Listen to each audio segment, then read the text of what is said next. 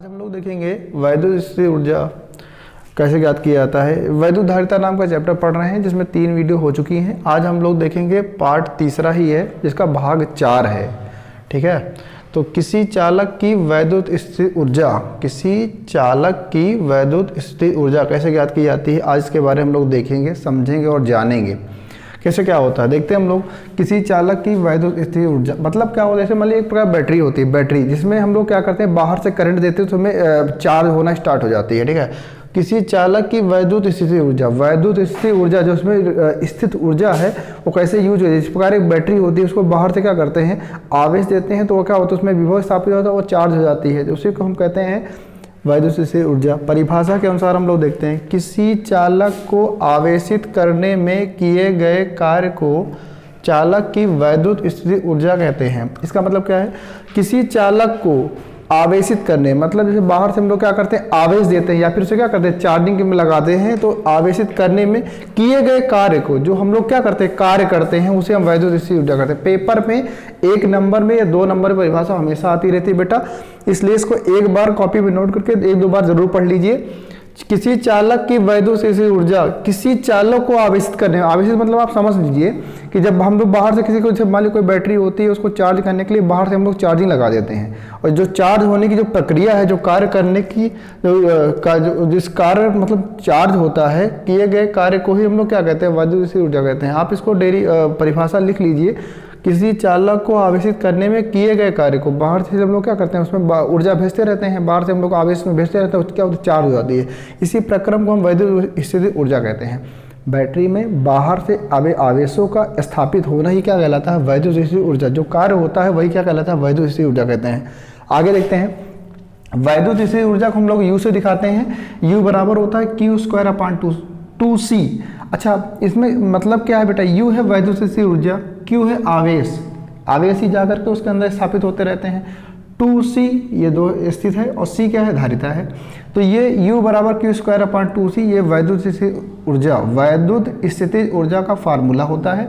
इसको आप नोट करिए, इससे हम लोग सवाल लगाएंगे, ये याद रहेगा। काफी बार सवाल आता है, आवेश दिया रहेगा, धारिता दी जाएगी आपको, आपसे कहेगा वैद्युत स्थिति ऊर्जा ज्ञात करें, तो ये फार्मूला लगाया जाता है। ठीक है, इसका हम लोग डेरिवेशन देखेंगे। एक बार हमने देखा था पेपर में, आपकी कोरोना के पहले वाले पेपर में ये निगमन आया हुआ था, तो इसलिए आप इसको पढ़ेंगे अच्छे तरीके से। तो आप पहले इसको नोट करेंगे, इसके बारे में थोड़ा बहुत समझाते हैं। जब किसी चालक को थोड़ा थोड़ा करके क्यों आवेश दिया जाता है, तो उस चालक पर विभव भी स्थापित हो जाता है। थोड़ा थोड़ा करके मतलब बैटरी अगर बड़ी है तो ज़्यादा वोल्टेज उसमें आवेश डाला जाएगा, अगर थोड़ा है तो उसमें थोड़ा थोड़ा करके आज चार्ज कर लिए, फिर कल चार्ज कर दिए, फिर थोड़ा थोड़ा करके आवेश देते रहते हैं, तो उसमें विभव स्थापित होता रहता है। चालक को दिया गया औसत आवेश क्यों, औसत आवेश मतलब हम लोग आवेश देते रहते हैं, जो मेन अगर हम बात करें वो स्थापित होता रहता है, पूरा हम मान लेते हैं बड़ा क्या है, क्यों। आवेश को हम लोग क्यों से दिखाते हैं, तो अगर मान लीजिए थोड़ा आवेश जा रहा है, उससे ज़्यादा तो हम लोग इकट्ठा मान लेते हैं क्या, कैपिटल क्यू। क्यू बराबर क्यू हो जाता है। अच्छा, औसत आवेश क्यू में 0 + Q/2। 0 का मतलब क्या होता है, 0 का मतलब ये है कि अगर आप मान लीजिए कोई भी चीज़ है, जैसे मान लीजिए आप गाड़ी स्टार्ट करते हैं, तो पहले आप शुरुआती दौर में धीरे से स्टार्ट करते हैं, उसके मतलब आप 0 से स्टार्ट, इकट्ठा नहीं कि 80 पे गाड़ी उठा लेते हैं, 80 उठाएंगे सीधा बाहर दिखाई पड़ेंगे। तो उसी प्रकार आप इसे पहली स्टार्टिंग में हम लोग थोड़ा थोड़ा करके आवेश डालते रहते हैं, उसके बाद आवेश क्या होता है, Q और बटे 2। 0 + Q/2 इसका फार्मूला होता है, Q बराबर होता है Q/2। आगे देखते हैं, अतः चालक द्वारा किया गया कार्य के बराबर W बराबर Q/V होता है बेटा, इसको रटा जाता है। अगर हम लोग आवेश क्यू है तो कैपिटल क्यू ले लेते हैं यहाँ पर। ठीक है, तो आप इतना नोट कर लीजिए कॉपी में, इसके बाद इसको मिटा करके हम लोग इसका डेरिवेशन देखेंगे, पूरा कॉपी में नोट कर लीजिए।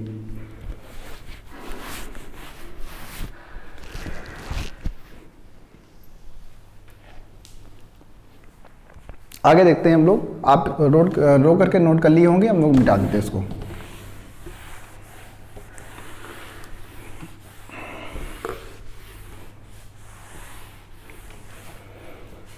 आगे देखते हैं, यहाँ लिखा है W बराबर Q/V, तो W बराबर Q का मान है कितना, यहाँ पे Q/2 इंटू का है कि V के, इसको लिख लीजिए। इसके बाद हम लोग नई लाइन से लिखेंगे, चालक को आवेशित करने में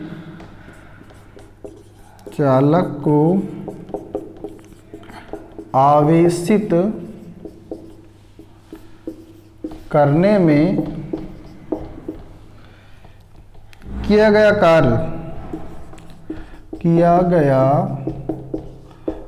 कार्य ही वैद्युत स्थितिज ऊर्जा कहलाता है या कहलाती है, कुछ भी लिख लीजिए, कहलाता है। मतलब यह परिभाषा ना चालक को आवेशित करने में किया गया कार्य वैद्युत स्थितिज ऊर्जा कहलाता है। मतलब U बराबर होता है W, चाहे आप जो कार्य होता है हमेशा ऊर्जा के बराबर होता है। अच्छा, इसका क्या मतलब है? जैसे आप कोई काम करते हैं, ऊर्जा ना तो नष्ट की जा सकती ना ही उत्पन्न की जा सकती, ऊर्जा का रूपांतरण एक से दूसरे में होता रहता है। जैसे आप क्या करते हैं, ठंडी के दिनों में आप देखते हैं कि आप गर्म भोजन करते हैं, और आप खाना खाते हैं, आपको एनर्जी मिल जाती है। उसके बाद आप क्या करते हैं, कोई काम करते हैं तो आपकी एनर्जी खत्म हो जाती है, फिर आपको भूख लग जाती है, फिर आप खाना लेते हैं, तो इसका फिर आप खाना लेते हैं तो उसके बाद आपको फिर एनर्जी महसूस होती है। इसका मतलब क्या, भूख लगना ही एक एनर्जी का प्रक्रम है। ठीक है, तो उसका मतलब ऊर्जा क्या हुई, एक हमने काम किया, हमारी ऊर्जा खत्म हुई, फिर हमें भूख लगा, फिर हमने भोजन लिया, फिर हमारी एनर्जी बराबर आ जाती है।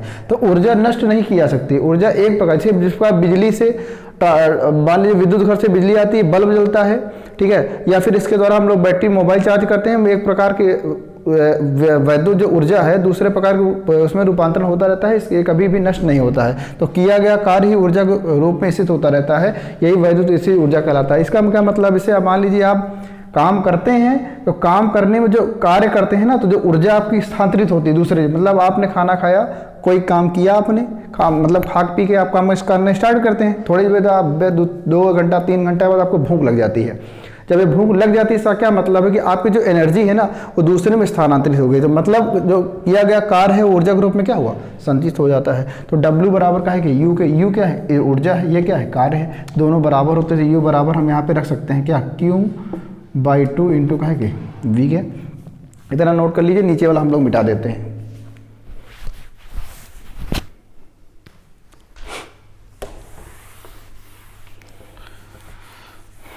चलें आगे आगे देखते हैं। चूंकि हम लोग जानते हैं Q बराबर होता है C इंटू V से। Q बराबर क्या होता है, C इंटू V से। यहाँ रखेंगे U बराबर, यहाँ Q के स्थान पर रखेंगे तो ये हो जाएगा C 1/2 लिखा रहने दो, C into V into V। Q बराबर 1/2 लिखा है बेटा, लिखा रहेगा, Q के स्थान पर रख लेंगे C into V, C into V रखेंगे तो ये हो जाएगा 1/2 C इंटू V का होल स्क्वायर। ठीक है, तो यही क्या करना था। अगर हम लोग आगे ये यहाँ पे, ये कभी कभी पेपर में यहीं पे सिद्ध करने के लिए आ जाता है, कभी कभी इसके थोड़ा सा आगे लेके आता है। तो एक स्टेप हम लोग और आगे देख लेते हैं।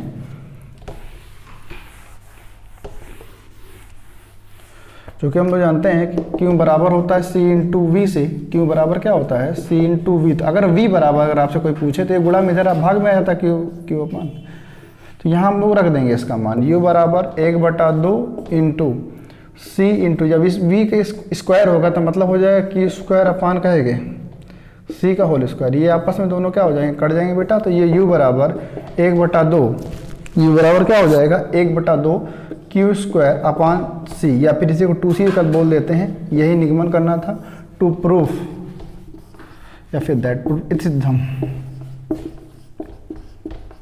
ये सिद्ध करना था। आशा करते हैं आपको वीडियो समझ में आ गई होगी। अगर आपको समझ में आई तो आप पढ़ते रहिए, मस्त रहिए। Thank class.